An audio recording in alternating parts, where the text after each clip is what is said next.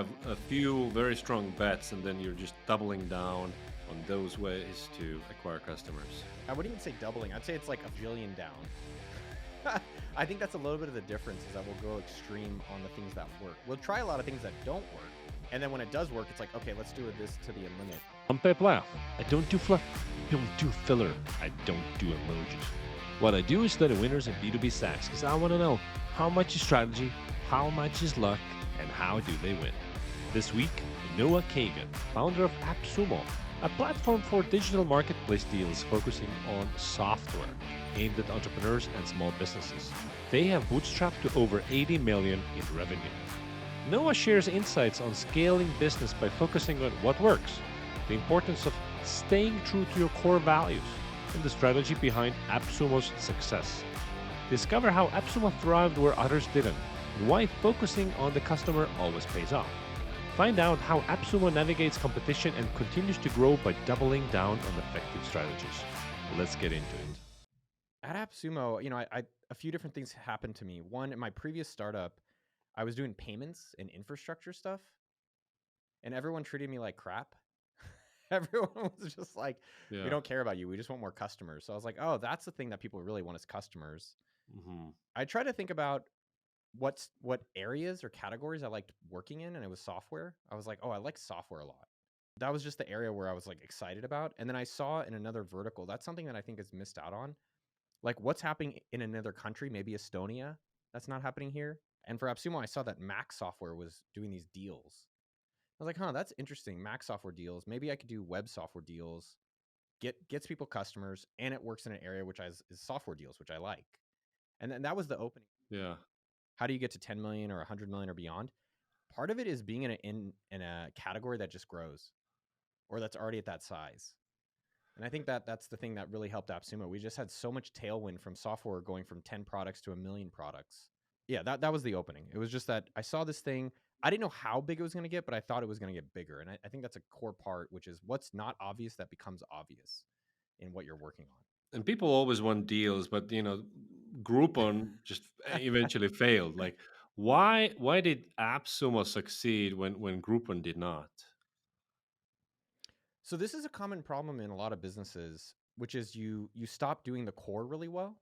So if you think about Groupon, actually crushed. And by the way, Groupon is still worth $500 million. So that's a pretty good fail. I would take that as a fail. Yeah. And it's a worldwide universal brand. So as much as I think from a Silicon Valley, Cinderella story, it's still a massive W in my book. And shout out to Andrew Mason, who's now founded Descript. Like that led him to now do Descript, which is a huge success. And so with AppSumo, I would say two core things. And I think Groupon could have succeeded as well. One, we were very strict about like what's a good product, and I still do shop at AppSumo here and there, but it got so distracted with so many different crappy things. So I think that's one of the core issues they had. And with AppSumo, we've done that a few times, but really we've stayed true. Like software that's awesome, good price for solopreneur. That's been 15 years, and we've stuck with it, which not a lot of people think about, which is success takes time. So for everyone out there, one, find something that you're sticking with, but also really understand, are the economics of your business really advantageous? A classic business advice is like, don't compete on price. AppSumo is all about low prices. So why couldn't there be another deal site that with even better prices? And probably there were many, right? Like, how did that play out? What is unique?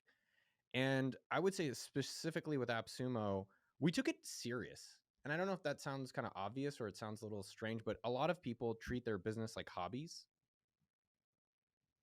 And from after about a year, I treated it like a hobby for the first year. I mean, I was just kind of playing around. And then after a year, we brought on some advisors, Andrew Chen, this guy Simon Saminsky from Speed Date, Eric Rees, and these people that have high expectations and very high standards. And it was like, wow, let's focus on it. And so I think that was a big differentiator for us. And so that's something for other people out there. Like, how competitive are you? And I think what we still ask to this day is, how would someone kill us today? Not literally, figuratively. Yeah. And then reflecting, okay, well, what are your weaknesses? Here's an example in another area. So I make YouTube videos where I interview billionaires, and they do well. Now, there's a guy, Pat from Starter Story, who I like. He's a good friend, good guy. He's focusing on people that barely get to 1 million. And it's so cool because he's competing with me in a sense for attention Hmm. and audience, but he's going at an angle that I'm just not interested in going, nor do I want to. And he's doing really well there. And so I do think it's thinking about with AppSumo, we were always concerned that someone was going to compete with us on WordPress. The WordPress market is gigantic. It's $1 billion market. And so I thought someone was going to do WordPress deals. So we did try it, and it just never really took off that well for us. And then we're worried about some geographies. But over time, as we kept taking it more seriously, and we just stayed focused on like good deal, good price, it did well for us. Now, one of your things you commented on, I think is really interesting, Pep, which is what are our values? I am about low cost, high value. I'm not a bougie person. I think just for AppSumo, that's something that we've stayed true. And I always love Jeff Bezos' quote around that, which is like, someone's margin is my opportunity. So I think we stayed just very focused on taking it seriously, good quality products, very affordable prices, consistently. I don't think there's enough sexiness about longevity and consistency in business. It's very sexy to get rich fast. It's very sexy to get a lot of subs. It's not sexy to say, hey, you've done it for 10 years every day. But that I think is part of the success of the future. Noah mentions the Jeff Bezos quote, "Your margin is my opportunity," in reference to AppSumo's devotion to low cost, high value decision making. This is similar to Bezos' proven method that areas where competitors enjoy high profit margins represents opportunities for Amazon to compete by offering lower prices, more efficient operations, or better customer service. Essentially, Bezos sees competitors' high margins as a chance for Amazon to enter a market and capture market share by underpricing competitors, thereby providing greater value to customers. Noah has applied the same methodology to gaining customers with high quality deals.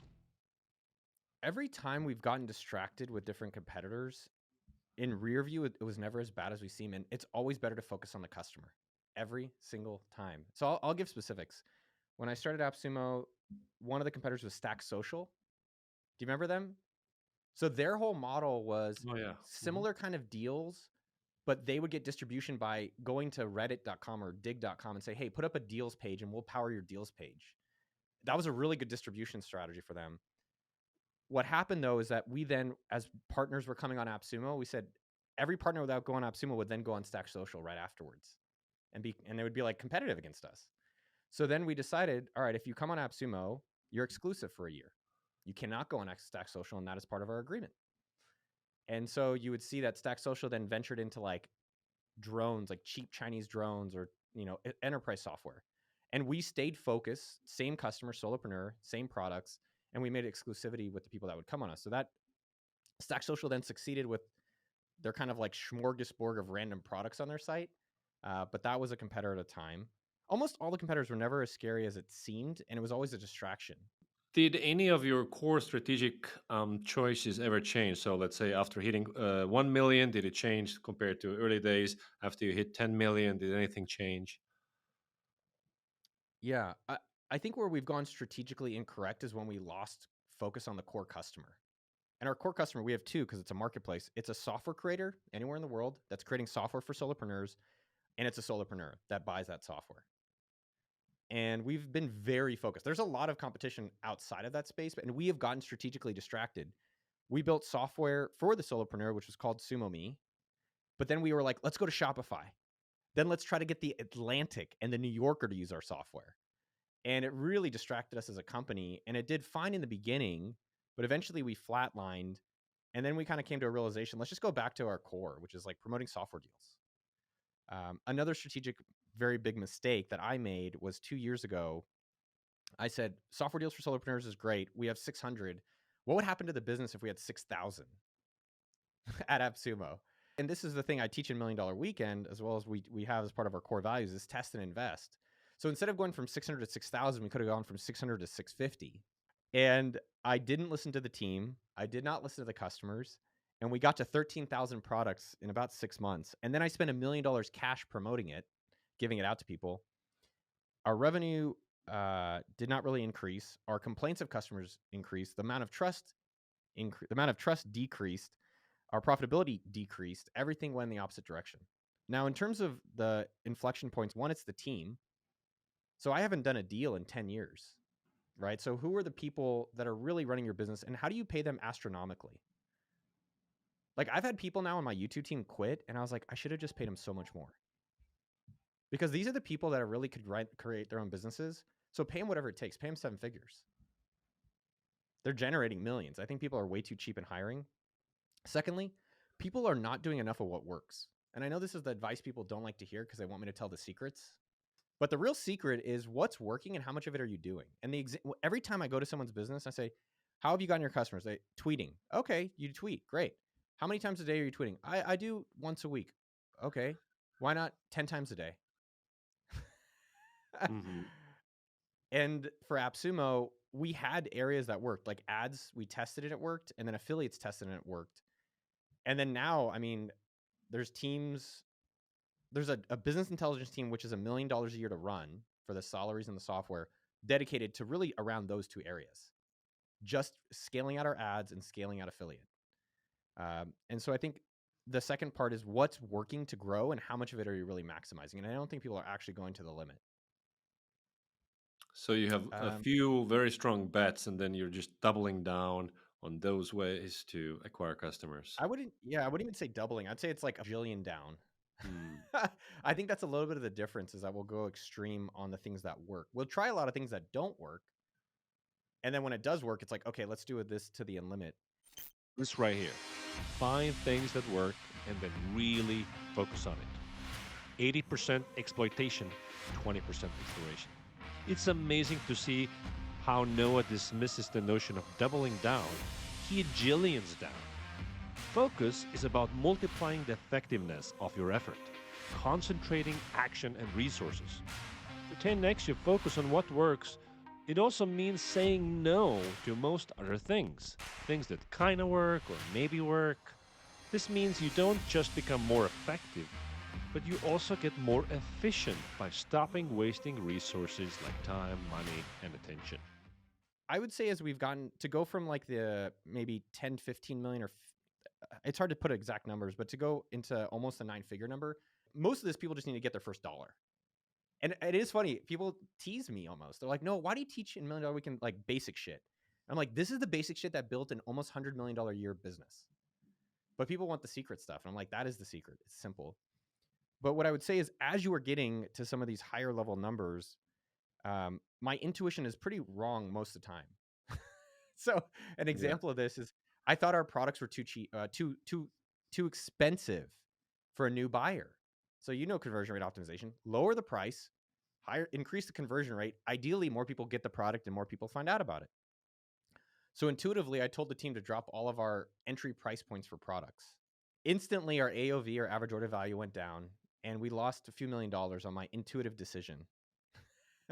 And that's how you go from 8 to 9 figures, where you're not necessarily doing new things, but you're understanding your decisions and you keep improving the core of your business. So many times we want to do the new thing, and only do the new thing if it improves your core. And I'll give you one more example of this because I think it's beneficial for other people. So then the BI team and Sean did analysis, and what we realized is that the lower price point wasn't increasing new buyer conversion rate. It was just decreasing the conversion rate, was actually staying the same for the return buyer. They're just getting a lower price. Mm-hmm. So we didn't get new buyers, but our existing buyers were like, cool, lower price, great, which is less money for ads, less money for the partner, and less money for us. And so that, as we get to 9 figures, is a deeper understanding. And the last thing I would say, to go to the 8 to 9 figure mark, is, what is your marketing motion to consistently get new customers? What is the market? And this is something Moody Glasgow, who's our CMO advisor, he's from Zapier, and he's been amazing. He's like, what's your marketing motion? And he's so annoying about it, which I love. And so our marketing motion is, what are products that bring people into the AppSumo ecosystem? So $1 Million Weekend now is one of them. So we have it on AppSumo. People can get it. And then we have our AppSumo Originals products. So these are low cost, affordable products that have a very expensive alternative publicly. So, and I'll tell you about that bring in people consistently. It's 30% of our new customers coming through one of our originals. And so our number one original is TidyCal, which is a Calendly alternative. And that brings in cash wise around $90,000 a month, a little more than that now. And it's our number one acquisition channel, which is our own products. And so that is something for people out there, is that what's your marketing motion that gets people into your door? What's your gateway candy? And so we tried a lot. We've tried to build a lot of products, and we've eventually figured out what works for us. And we're literally launching a new one tomorrow, which is TidyCal, which is BreezeDoc. So it's a DocuSign alternative. So we're looking for viral products that we want and our customers want that also have an expensive alternative. And we've noticed, we talked about doubling down. TidyCal worked, so we have one team on it, and now we're hiring a separate team to try launching even more new of these AppSumo original products. And will they eventually buy more expensive products? What's the backlog there? So what's interesting is that they come in through TidyCal, or they come in through the $1 Million Weekend book, and then they're like, what else is here at AppSumo? The margins on our own products are amazing. There's just, we don't have the team, nor is it really our focus, right? It's just a marketing motion.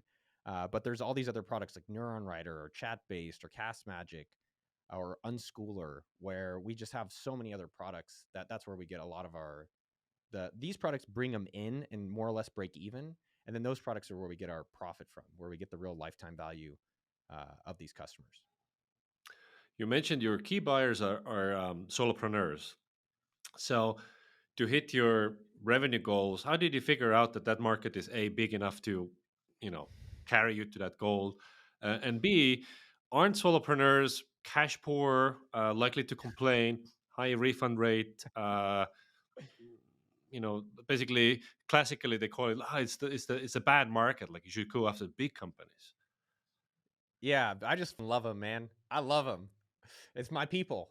It's the underdogs. It's I was fired people that have a dream and have a day job and want to make a change. And we've gone mid-market. We've tried to do the HubSpot thing, and we've tried that, and it just doesn't feel right. It just feels off. It's a different business. And we've done analysis around the size of these markets. And one way to look at it is, if you even had to estimate how many solopreneurs or people that are entrepreneur curious, aka wantrepreneurs, are out there. Millions? Few million? How many people want to be entrepreneurs now more than ever? A lot. We last year had 100,000 unique buyers. Just to give you perspective. So we still have a tiny exposure of the market. So there's still a lot of upside. No one mentions the importance of recognizing markets that others may deem as unworthy of their time, similar to Bernat Ferrero of Factorial HR, targeting European markets instead of the US. Here is Bernat discussing exactly this from a recent episode. Well, we are targeting almost every SMB. And when you make the numbers, any European country is $1 billion market, or more than $1 billion market. So it doesn't make any sense to think that the only market is the US. Of course, the biggest in the world, especially for software. But if you look at Europe, there are many, many huge markets as well. So we started targeting the European market. There are trade-offs. We have a 26% return rate because we also offer a 60-day lifetime, a 60-day guarantee return policy. And so we have a lot to give those people. And so we encourage the return because we want them to try it out, not abuse it.